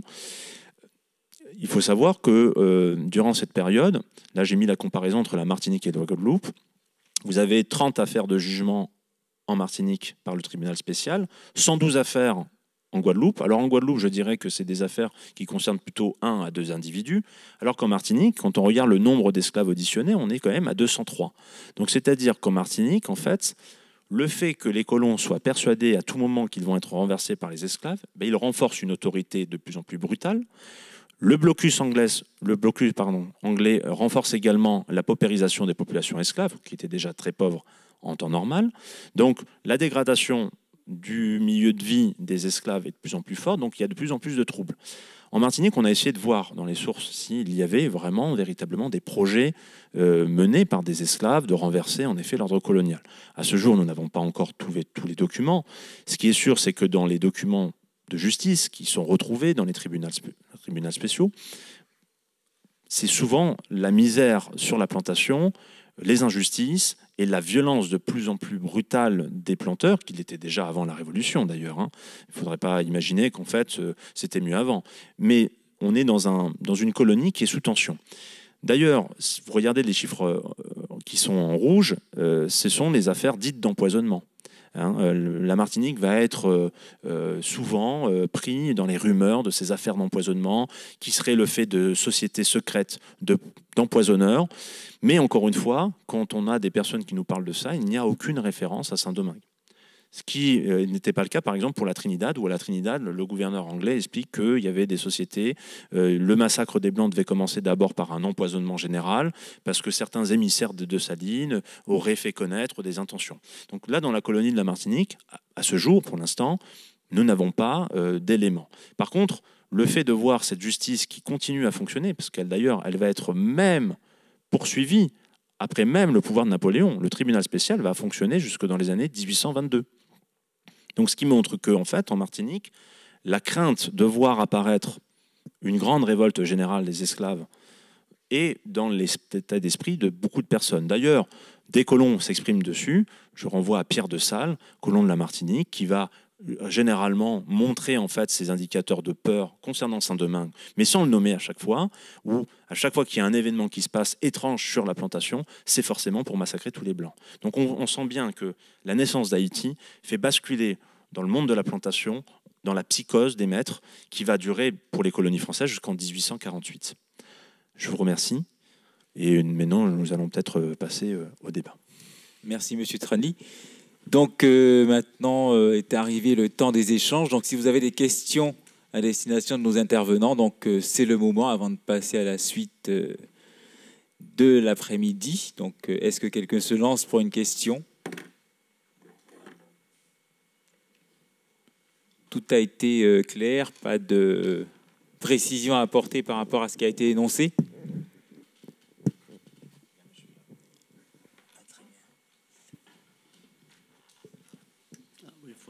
Évidemment.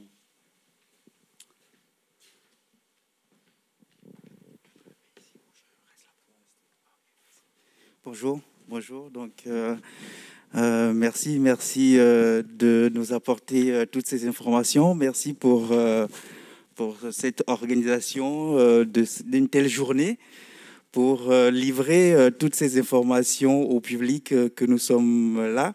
Alors moi, je vais me présenter devant vous parce que ce qu'on dit, il est toujours important de savoir d'où on le dit, évidemment. Moi, je suis un militant panafricain. Vous pouvez le voir là sur mon t-shirt. Nous sommes d'un collectif Parents d'Afrique, Parents d'Afro-descendance et Parents de Mélanésie. C'est-à-dire ce panafricanisme que, par exemple, nous, on hisse à cette échelle intercontinentale l'Afrique, l'Afro-descendance et la Mélanésie pour justement, ensemble, porter cet agenda de libération coloniale. Car voilà, quand vous parlez de l'esclavage, moi j'écoute et beaucoup de mots, notamment moi, ils m'interpellent. Vous avez dit tout à l'heure, par exemple, vous avez parlé des massacres et du fait que, par exemple, lorsque,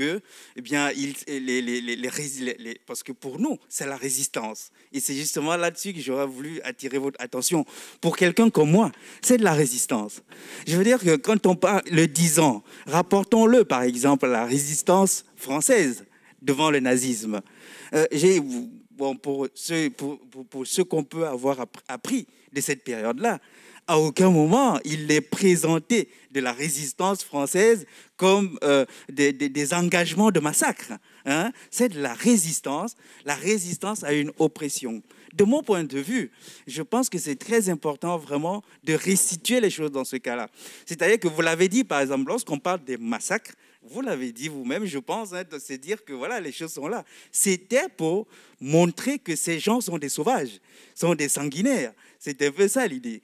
Vous comprenez bien, en tout cas c'est comme ça que moi je le perçois. Si on dit qu'ils opposent une résistance à la mesure de la violence qu'ils subissent, c'est totalement autre chose. Hein? Voilà, donc c'est pour ça, moi, je voulais vraiment dire que les mots, lorsque vous nous livrez toutes ces informations, je pense que c'est vraiment très important parce que cette histoire-là, vous l'adressez à un public comme nous, qui sommes le public directement concerné de toutes ces victimes-là. L'Africain que je suis là avec les Afro-descendants. L'Afro-descendant, c'est la progéniture de la terre d'Afrique arrachée.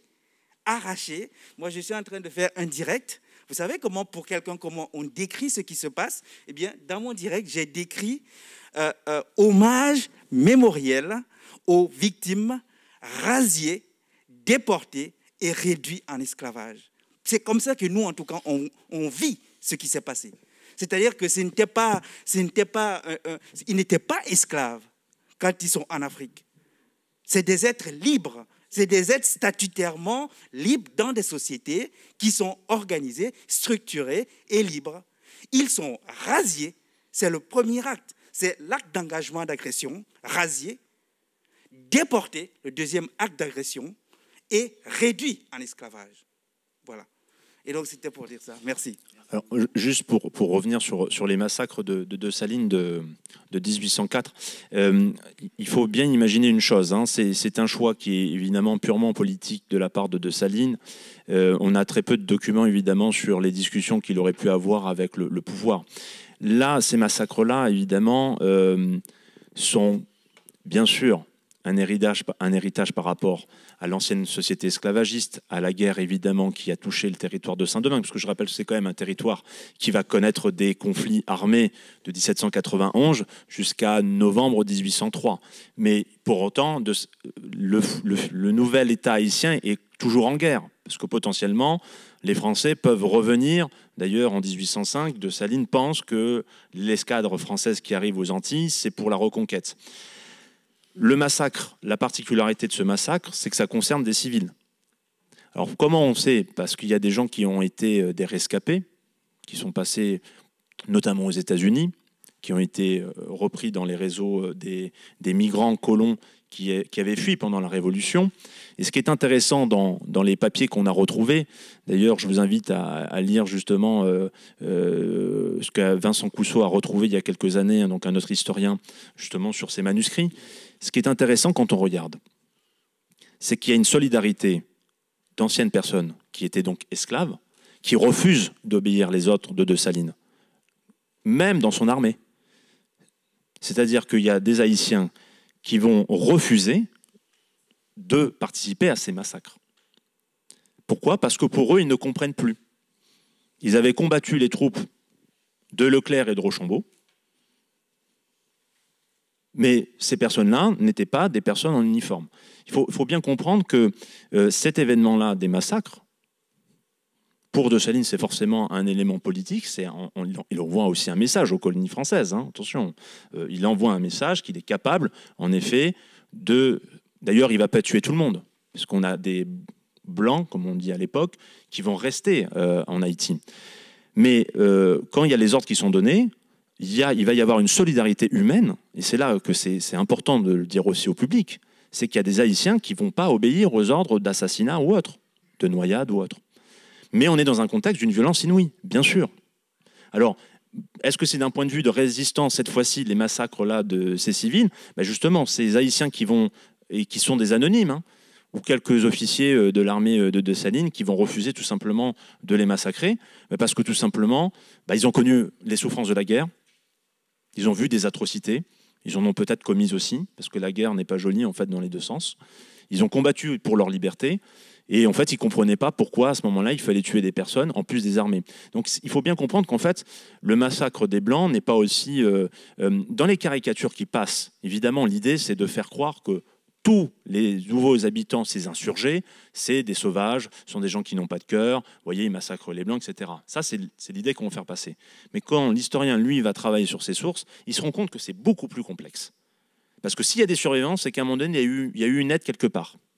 Parce que je peux vous assurer que lorsqu'il y a l'expédition Leclerc et qu'on commence les massacres de chaque côté, on va tuer, là, on va aller chercher, on va traquer les gens. D'ailleurs, Marcel l'a rappelé, on fait venir des chiens. Dessalines, il est dans cette optique-là, il faut supprimer ceux qui n'ont pas d'utilité dans la nation haïtienne et ceux qui sont donc qui rappellent le français. Mais quand il y a la pratique de ces massacres-là, on voit dans certains endroits, que ce soit à Port-au-Prince, et même dans des petites communautés, je veux dire, paysannes, et en fait, il y a des solidarités. Il y a des gens qui refusent. Parce que, tout simplement, c'est une manière, eux aussi, de résister face à tout ce type de violence. Et puis, n'oublions pas également, Dessalines va malheureusement poursuivre également une pratique très autoritaire de son pouvoir, notamment sur les petits cultivateurs. Et il y a aussi des communautés, comme les communautés Congo, qui vont être toujours très méfiantes du pouvoir de Dessalines, parce qu'à un moment donné, Dessalines avait fait également partie, sur la fin de Leclerc, il était sous les ordres de Leclerc, il mettait des insurrections. Donc c'est beaucoup plus complexe. Mais après, oui, je suis tout à fait d'accord sur ce que vous disiez sur, en effet, les personnes qui ont été vendues, capturées en Afrique et qui ont été en effet ramenées dans les colonies européennes, parce qu'il n'y avait pas que la France, évidemment. Et, bien sûr, on est dans la déshumanisation. On est déjà, ne serait-ce que le trajet, le passage du milieu, enfin, je veux dire, voilà... le passage du milieu est déjà une horreur en soi. L'esclavage est une horreur en soi. Là, je vous rejoins sur ça. Après, sur les massacres, est-ce que c'est un acte de résistance?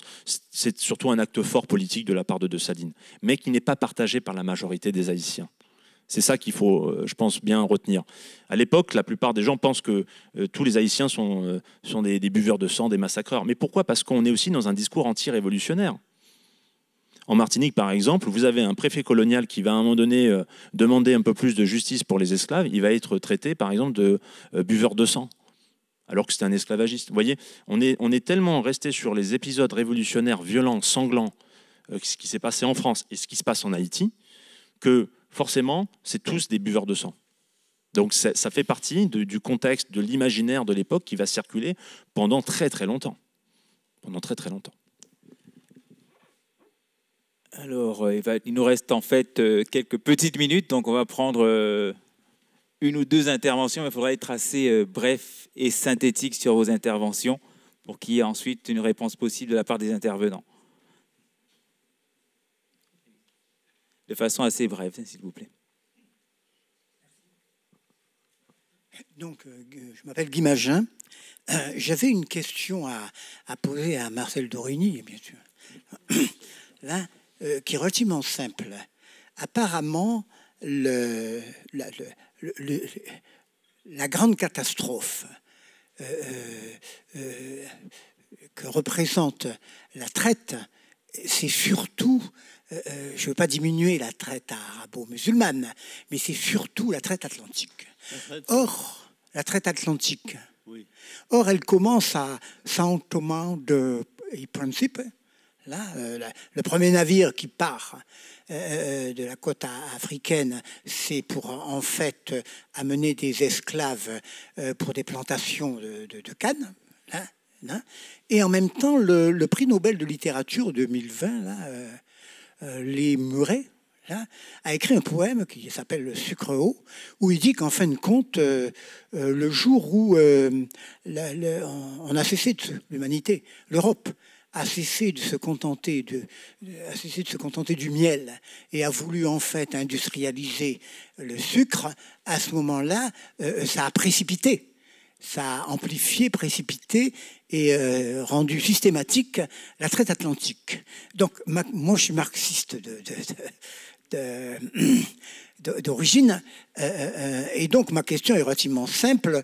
Vous avez parlé dans l'intervention à propos de Saint-Domingue, Haïti, vous avez parlé de l'importance des plantations sucrières et des plantations de café, mais est-ce que véritablement l'idée que l'économie politique qui a permis en fait la colonisation et qui a imposé l'esclavage n'était pas liée essentiellement avec comme ressource le sucre? Alors, oui et non. La traite négrière a commencé, sauf découverte nouvelle, le premier navire qui achemine des Africains esclaves à Saint-Domingue, c'est en 1503, c'est-à-dire 11 ans après la découverte. Autrement dit, on a déjà suffisamment massacré les populations locales pour avoir besoin de main-d'œuvre. Alors, ce premier navire, il est parti d'Espagne et non pas d'Afrique, mais c'est les Africains qui avaient déjà été vendus en Espagne et qui ont traversé. Et je dirais, pour rejoindre ce que vous avez dit tout à l'heure avant, 1503, premier navire qui arrive, 1511, première révolte d'esclaves connue à Saint-Domingue. Autrement dit, il aura fallu pas très longtemps pour comprendre qu'ils n'étaient pas très bien là. Bon. Alors maintenant, est-ce que la traite est consubstantiellement liée au sucre? Au départ, non. Quand la traite démarre, c'est pas pour le sucre, c'est pour les mines, la soif de l'or. Les Espagnols veulent de l'or, toujours de l'or. Après, ça l'or du Pérou, etc. Bon, il faut de la main-d'œuvre. Et les Amérindiens, comme on les appelle maintenant, soit ils sont massacrés, soit ils tombent victimes des maladies. La contagion violente qui arrive avec les bateaux, etc. Bon, il faut remplacer cette main-d'œuvre et on amène des esclaves. Et puis les travaux agricoles, parce qu'il faut bien vivre, il faut bien manger, il faut cultiver. Et puis va commencer la culture des produits d'exportation, des produits coloniaux, et le sucre arrive un peu après. Mais je dois dire que c'est l'arrivée du sucre qui va transformer l'esclavage qui existait, qui avait été mis en place dès le début, mais qui était un esclavage relativement, quantitativement, démographiquement de petite ampleur, en esclavage de masse. L'esclavage de masse est lié à l'arrivée de la canne à sucre. C'est très clair, c'est partout dans le monde, c'est comme ça. La canne à sucre est accompagnée de l'esclavage. Sans l'esclavage, il n'y a pas de canne à sucre, parce que les travailleurs libres ne veulent pas travailler la canne. C'est un travail extrêmement violent, extrêmement dur, pour un salaire qui va peut-être être plus élevé qu'un autre, mais pas suffisant. Et on le sait très bien. Tout à l'heure, on a parlé des abolitionnistes qui préconisait une abolition graduelle de l'esclavage. Ça a été dit tout à l'heure. On a un exemple, un texte très intéressant de Turgot, évidemment, un grand personnage, un grand économiste, anti-esclavagiste radical, enfin anti-esclavagiste, disons, peut-être pas radical. Turgot explique dans un texte fameux sur les origines de la formation des richesses, la distribution des richesses, il explique, il dit voilà, l'esclavage est un mode de travail qui n'est pas rentable. C'est un mode de travail complètement archaïque. L'esclave ne travaille qu'avec les coups de fouet, sinon il ne travaille pas. Il accélère son travail quand on le fouette. C'est le travail le moins possible. Il n'a aucun intérêt à travailler. Et l'esclavage, évidemment, l'esclavage interdit la modernisation, la mécanisation. C'est le grand mot qui arrive à ce moment-là. Hein. Et puis l'esclavage est un frein à la division du travail, qui est le grand mot qui va arriver. Bon, mais d'accord, alors Turgot dit, mais il faudrait supprimer l'esclavage par étapes. Il dit, oui, mais aucun travailleur libre n'acceptera de faire le travail des esclaves. Donc, si on arrête le travail des esclaves, on n'aura plus de sucre. C'est l'argument des colons. Ils diront aux philosophes du XVIIIe siècle, messieurs les philosophes, messieurs, mesdames les philosophes, vous nous critiquez, vous nous traînez dans la boue parce que nous avons des esclaves.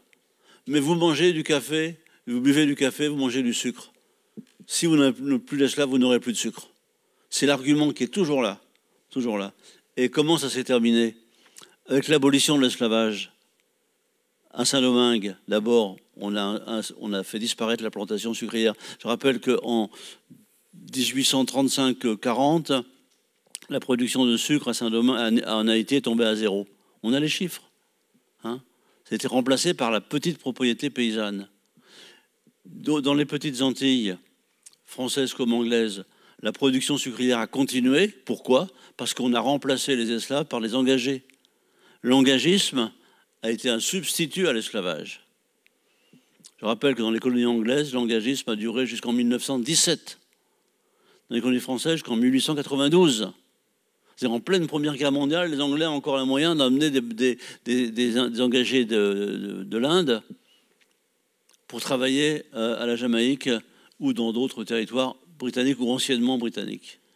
Alors on va essayer de prendre... C'est essentiel. vraiment deux dernières questions, puisqu'en fait, on a un lien pour le direct Internet, donc on ne peut pas se permettre de trop déborder. Donc, essayez d'être vraiment bref dans vos questions. Merci. Donc, on va prendre les deux questions et ensuite, il y aura éventuellement une réponse. D'accord. Oui, merci, bonjour, et merci pour toutes les interventions et les explications. Donc, c'est vrai qu'on parlait tout à l'heure de violence ou massacre de la part de Staline, mais j'étais en train de penser, c'est vrai, tout à l'heure, on faisait la lecture du texte du 10 mai de Louis Delgrès avant de faire sauter, et un extrait où dit nous jurons de ne plus toucher, de ne pas toucher ni à vos femmes, ni à vos... Donc, il a exclu toute violence à l'égard des Blancs, alors peut-être qu'il aurait pu par haine aussi, disant ah ben, ce sont les vôtres qui viennent nous massacrer d'Europe, et on va aussi vous régler votre compte. Donc il a refusé de tomber dans cette violence. Et ça, c'est aussi important de le souligner. Et donc, deux petites questions. Je vais peut-être savoir un petit peu comment Dessalines a terminé, parce qu'il me semble qu'il a été assassiné. Quelles ont été les circonstances aussi, oui, de sa mort, bien sûr, au Chambaud. Et quand vous parlez de l'histoire d'Haïti, il y a aussi un grand héros anti-esclavagiste aussi qui remontait même avant la première révolution de 1791. C'est le cas de Macandal. Est-ce que vous pouvez juste nous dire un petit mot si vous avez travaillé un peu sur son histoire? Parce qu'on n'en parle pas beaucoup, mais il avait commencé à sonner la révolte sérieusement aussi, Macandal. Voilà, merci, c'est ce que je voulais dire. Alors, je ne sais pas. Je vais prendre la dernière question et ensuite on va pouvoir apporter une réponse globale parce qu'en fait, comme on a prévu un lien à 16h, donc c'est un petit peu compliqué de trop déborder sur l'horaire. Bernard, si tu veux prévu. répondre, tu peux. Hein. On a quand même Bernard qui est quand même toujours en ligne, je pense. Tu peux répondre aussi hein, si tu veux. Oui, bonjour. Déjà, je voulais vous remercier pour l'organisation et la qualité de vos présentations et de la discussion. Moi, j'ai une question, mais une remarque et qui appelle deux questions. Vous avez parlé de la circulation de l'information à cette époque-là, et j'aurais aimé savoir si, justement, avec cette circulation d'information, est-ce qu'il y a eu des esclaves dans les autres colonies qui ont été tentés de faire des fuites vers Saint-Domingue, qui était maintenant libre. Et l'autre question, c'était est-ce que cette circulation d'information avait été jusqu'aux États-Unis, et dans quelle mesure ça a pu influencer les luttes des esclaves aux États-Unis? J'ai pas tout entendu. Alors, je vais répondre d'abord à la dernière question, puis je te laisserai répondre au deuxième. Alors, c'était sur la circulation. Circulation. Est-ce qu'il y a des esclaves donc, qui vont tenter justement de fuir? Alors, le marronnage, c'est un phénomène qui apparaît dès le départ des sociétés esclavagistes, quel que soit d'ailleurs le type de société esclavagiste. Il va, en effet, il va augmenter dans certains coins. Dans d'autres secteurs, en Martinique par exemple, on n'a pas du grand marronnage, on a du petit marronnage. Les gens en fait plutôt essaient d'améliorer un peu leur situation de vie parce qu'on est sur une île qui est très quadrillée militairement et donc très compliquée. Par contre, on a du marronnage maritime, c'est-à-dire qu'on s'est aperçu dans les petites Antilles. Par exemple, si on regarde cette carte, on a en effet des esclaves qui vont prendre des canots, qui vont voler des canots, ou qui sont eux-mêmes des pilotes de canots, qui vont essayer de gagner, par exemple, Sainte-Lucie. Martinique, Sainte-Lucie. Alors ça sera plutôt sur la période quand il va y avoir l'abolition de l'esclavage à Sainte-Lucie, où là, beaucoup de Martiniquais vont comprendre que s'ils posent le pied à Sainte-Lucie, ils deviennent libres. Comme je le disais, on est en période de guerre, donc c'est compliqué. Beaucoup d'esclaves sont capturés sur les côtes, parce qu'il y a beaucoup de surveillance, soit par les Français, soit par les Anglais. Alors ça, c'est pour le premier point. Maintenant, sur les îles qui sont autour, Porto Rico ou autre, est-ce qu'il y a des personnes qui vont en Haïti? Ça serait très intéressant. On a très peu de documents en fait sur ça, mais c'est tout à fait possible, bien sûr. On connaît les informations. Les États-Unis sont au courant de ces informations. Déjà, géographiquement, ils sont à côté, en fait, tout simplement, d'Haïti, de Cuba.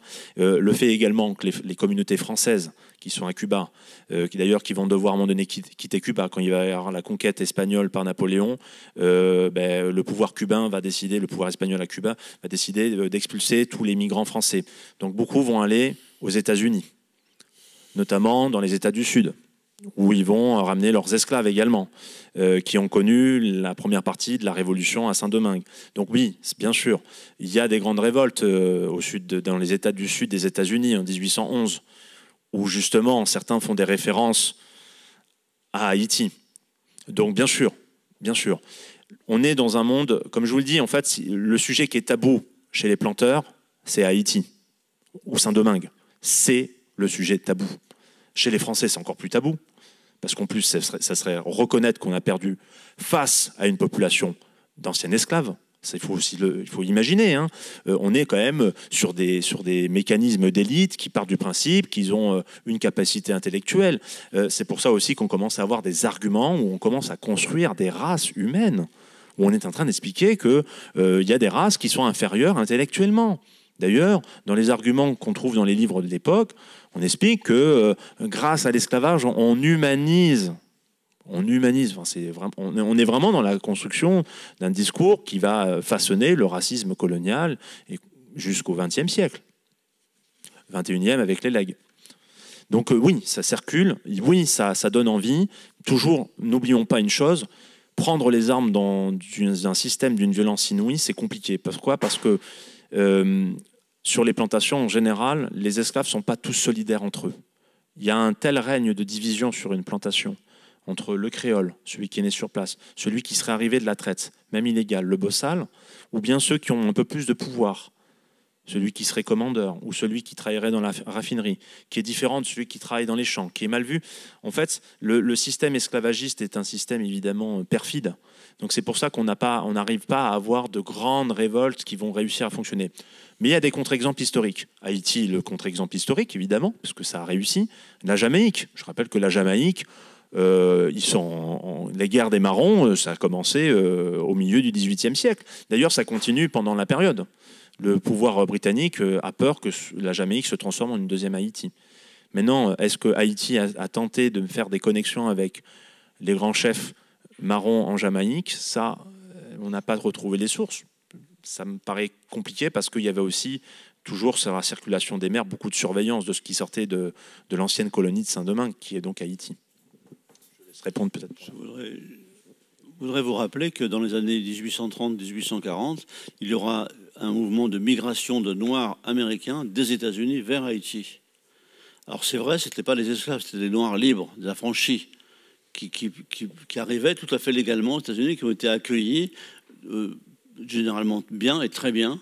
Alors ensuite, il y a eu beaucoup de complexité dans les relations qui se sont instaurées, mais il y a eu ce mouvement. Alors aussi, bien sûr, la révolution de Saint-Domingue, donc d'Haïti, a eu une importance, un écho extrêmement important au Venezuela.